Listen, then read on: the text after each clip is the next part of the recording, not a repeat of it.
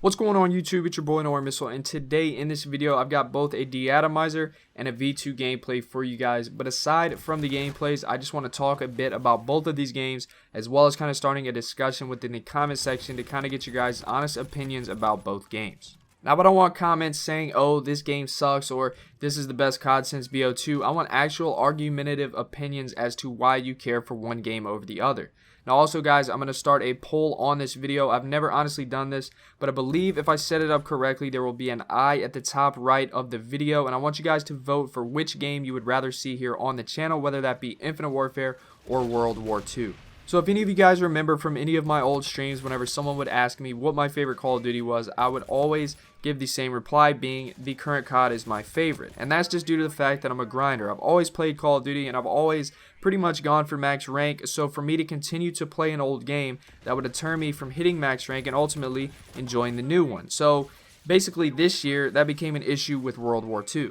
Now the reason I say this guys is because the game upon release was so broken, and even to this day still has many issues. Now I understand it's a new game, it's going to have its issues, but I'm sure the community as a whole can at least agree on one thing, and that is the fact that this year's launch for Call of Duty World War II has got to have been the worst ever. Now if you guys didn't get the game on release night, let me fill you in. For 3 hours after the game's release, the game was not playable. The servers were down for anybody that got the game legit, digitally downloaded, got it at midnight release or whatever. But for everyone that was already currently on the servers, which would have had to have been anyone that acquired the game illegally or got an early copy from Activision, got to continue to play. So that right there, guys, was enough to leave a very bad taste in my mouth. Now, for the first week after release, pretty much after every single game, you would get disconnected from servers and the progress from that game wouldn't count. The only way to basically fix that was to close your app, just to reopen the game, change your classes, or to even find a new lobby. And after a few days, they issued a patch to fix those two issues. But while fixing those two issues, they ended up screwing up the partying system. Anytime you were partied up with friends and you weren't the host, after each game, you would either get a black screen or you wouldn't be able to navigate the menus unless the party host either backed out. And even sometimes when the party host would back out, your game would still freeze and you would still have to close app. Now as of now, all of these issues have been addressed, and the current issues with the game are as followed. The gunfights are too inconsistent, hence shoot first, die first. I can literally have someone one shot just to get turned on or drop shot, and no, I promise you guys my aim is not shit. There's little to no aim assist. Team deathmatch only goes to 75 when it should be 100. Kill confirm goes to 65 whereas it should be 75, and domination is only 50 score per kill whereas it should be at least 75, but preferably 100.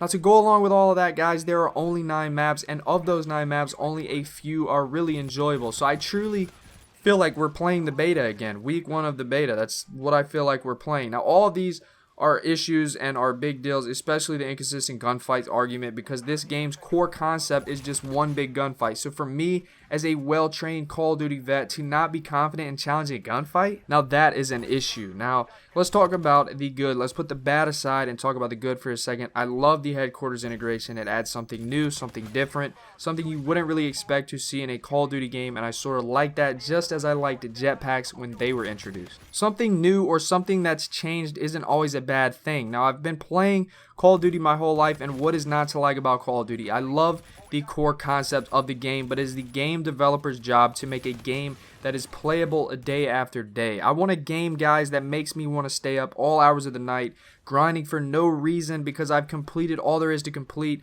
but I still feel the need to play the game, and World War II is just not giving me that feeling. That, my friends, is where Infinite Warfare comes into play. Infinite Warfare was probably one of my most played Call of Duties from the series, and I streamed that game for more than I probably even slept. One of the most enjoyable games and well put together games in my opinion. Everything just felt so smooth and so fluent. I could play that game for all hours of the night, even after being MP30 and having Black Sky camo. There was really nothing left for me to do on that game, but dropping de-atomizer strikes was just so much fun. I couldn't get enough of it, and I continued to play it even after, like I said, having everything completed. Now, when the game dropped, guys, everybody hated on this game. There was no combat record. There was no leaderboards. It was still jetpacks. Everybody hated it for whatever reason. I don't really understand still to this day. But the game's functionality as a Call of Duty game was on point. Everything was there from the start. Now, the only downside, in my honest opinion, to this game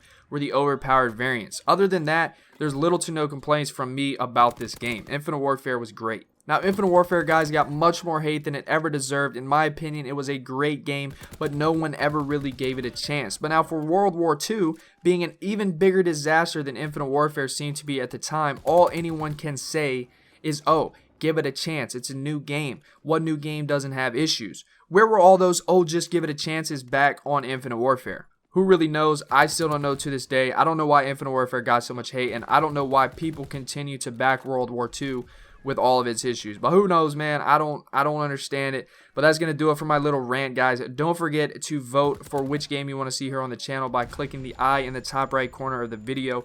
Let me know how you guys feel about both games down below in the comment section. Drop a like if you guys enjoyed. Subscribe to the channel if you guys are brand new. And I will catch you guys in the next one. Peace.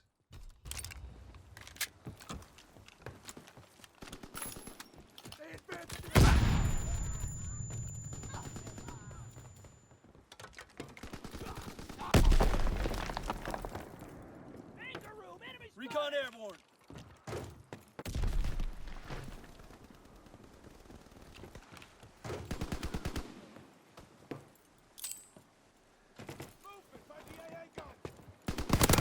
Recon aircraft standing by. They're pushing at the bow. Enemy flag stolen. Recon aloft. We have eyes in the sky.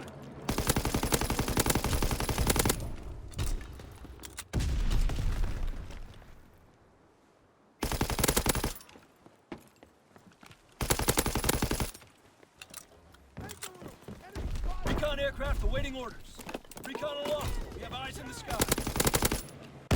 Recon searching for targets. Enemy flag taken. Get it to the CP.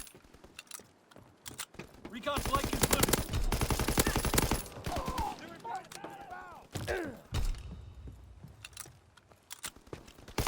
Recon aircraft ready for mission. We're winning the fight. Recon searching for targets. Opposition hold the anchor room. Recon flight concluded.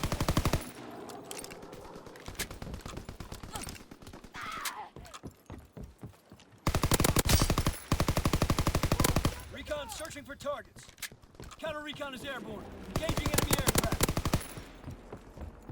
We stole the enemy flag. Runner on the move. Recon aircraft ready. Recon flight concluded. Recon aloft. We have eyes in the sky. Captured a V2 rocket. It's ready for launching. Captured V2 rocket. Recon aloft. We have eyes in the sky. Move that flag to the CP. Hold it, soldier. Cease fire.